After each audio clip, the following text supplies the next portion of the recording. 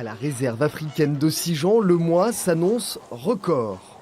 Le parc animalier voit la fréquentation égaler les meilleurs mois d'octobre de son histoire. Christine est venue de l'Ain passer quelques vacances en famille. Dans le contexte épidémique, l'Aude et les grands espaces de la réserve sont apparus rassurants. C'est vrai que le département de l'Aude, on l'a choisi parce que pour l'instant, il n'était pas impacté par toutes les mesures sanitaires. À Toulouse, dans le contexte actuel, on est véritablement sous pression en réalité. Moi je suis enseignant, j'ai le masque toute la journée, donc on est bien effectivement en plein air, quoi. Dans le parc, il y a de la place, on n'est pas les uns sur les autres, c'est génial.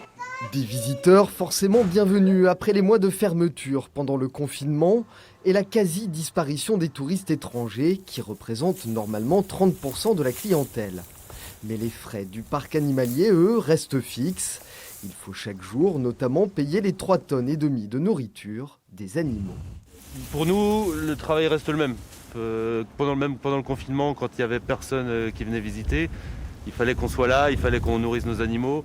On va pas faire en pâtir nos animaux parce qu'on a des pertes financières au niveau du tourisme. La direction du parc estime à 2 millions d'euros les pertes liées au confinement. Et les touristes français n'ont pas totalement compensé la raréfaction des étrangers et des voyages organisés. En juillet, nous avons fait plus 28% de visiteurs par rapport à l'année dernière. Le mois d'août, un petit peu plus, mais 1 ou 2%. Et ces belles vacances de Toussaint ne nous permettent pas du tout de rattraper les 2 mois et demi de fermeture, puisque nous sommes actuellement à moins de 30% de visiteurs. Pas de quoi menacer le travail de la centaine d'employés pour l'instant, mais tous les projets d'investissement ont été gelés en attendant des jours meilleurs.